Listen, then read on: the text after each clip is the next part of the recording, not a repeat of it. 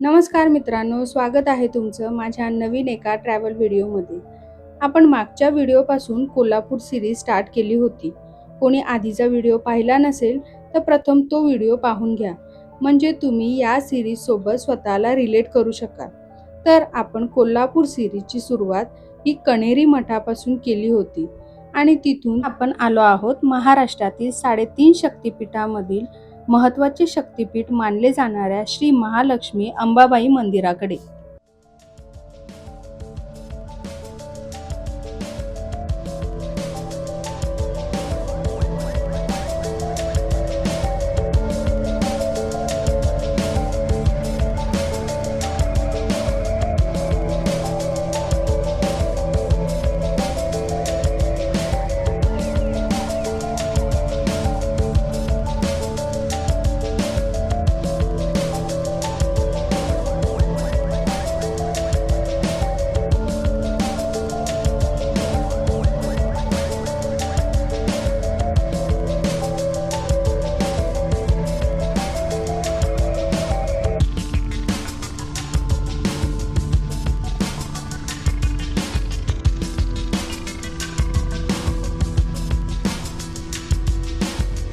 तर माझ्या मागे जे तुम्ही मंदिर पाहत आहात ते श्री महालक्ष्मी अंबाबाई मातेचे मंदिर आहे आणि महाराष्ट्रातील 3.5 शक्तिपीठांमधील हे एक प्रमुख शक्तिपीठ मानले जाते. ह्या मंदिराचे वैशिष्ट्य म्हणजे आता आपल्याला दिसत आहेत की इथे 3 कळस आहेत, पण या मंदिराचे वैशिष्ट्य असे आहे की याला 5 कळस आहे आणि हे एक या मंदिराचे आकर्षण आहे.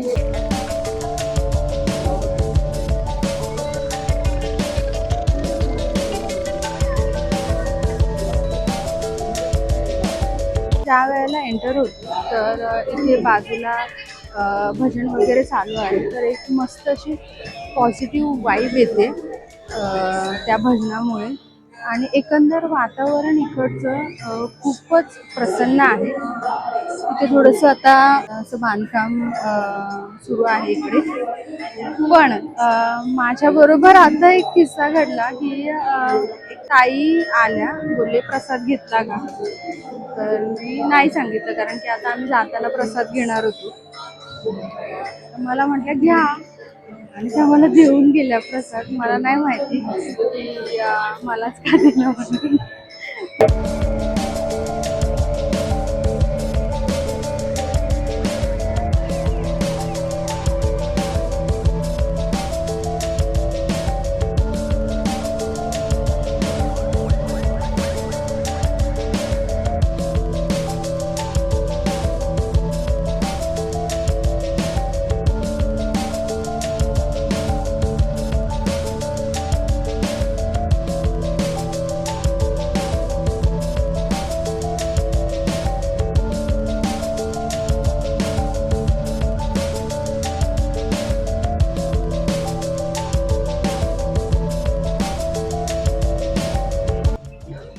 तर आता आपण सध्या ज्योतिबा मंदिराच्या इथे आहोत आणि तुम्ही दिवसाचं इकडचं वातावरण बघितलं असेल नेहमीच, म्हणजे कुणाच्या व्हिडिओमधून, पण रात्रीचं हे असं काहीच दिसतं. सगळी लाइटिंग सुंदर आहे.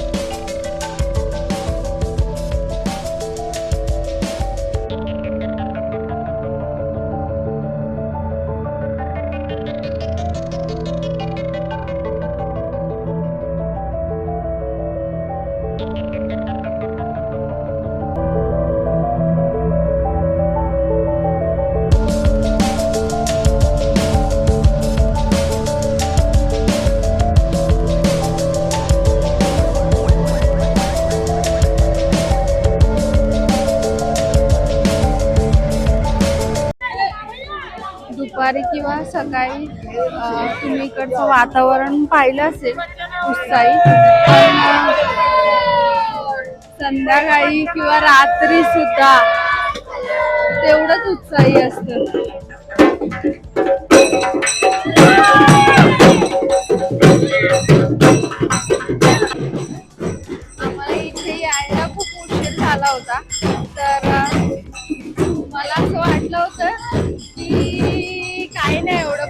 नाही मिळणार, पण रात्रीचे 10 वाजले आणि या वेळेला सुद्धा एवढा उत्साही असा माहोल आहे इथे.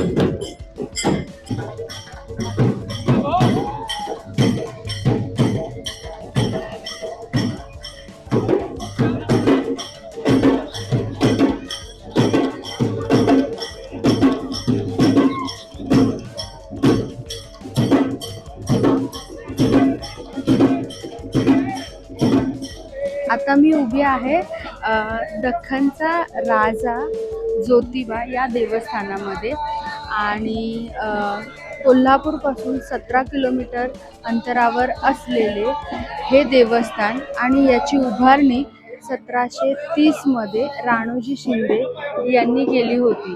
आणि महत्त्वाचं म्हणजे इथे गुलाल खोबरे उधळण्याची प्रथा आहे आणि सासनकाठ्या फिरवण्याची प्रथा आहे.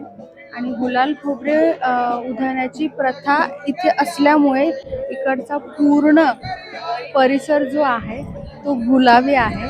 आणि मी असं ऐकलंय, मलाही माहिती नाहीये, जर तुम्हाला माहिती असेल तर थोडंसं तुम्ही कमेंटमध्ये सांगा किंवा मला फोटो टाका की मी असं ऐकलंय की मॅपमध्ये सुद्धा हा परिसर गुलाबी दिसतो.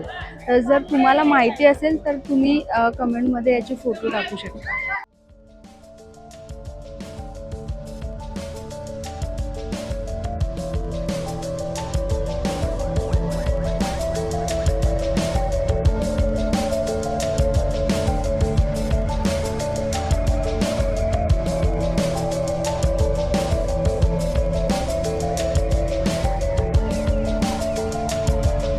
माझ्या मागे जो दिसते तो रंकाळा तलाव आहे.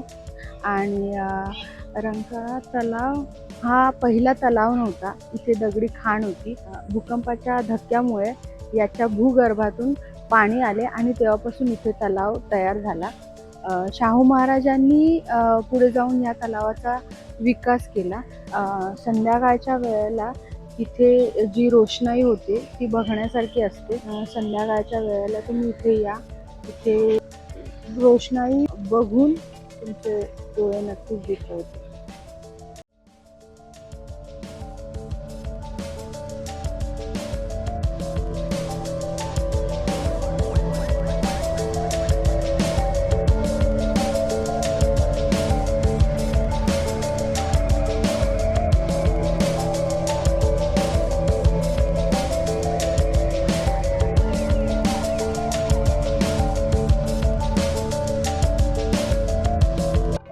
तर हे जे माझ्या मागे तुम्हाला दिसत आहे ते कोल्हापुरातील न्यू पॅलेस आहे.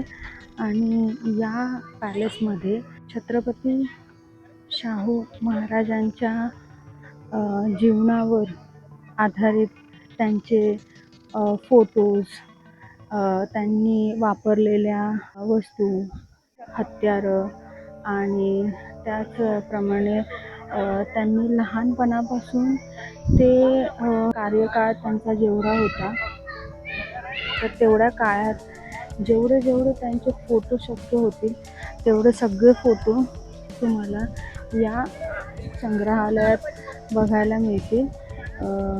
आणि 1700-1800च्या काळामध्ये बनवलेलं हे पॅलेस आहे.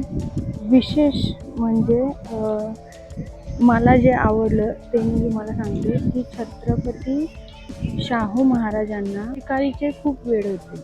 आणि त्यांनी ज्या शिकारी केल्या त्या शिकारीमधून त्यांनी घरातल्या काही वस्तू बनवल्यात. म्हणजे जसा सांबर जे असतं ते सांबरला मारून टिपॉय बनवला आहे, शहामृगाला मारून त्याच्या पायाचा ॲशट्रे बनवला आहे.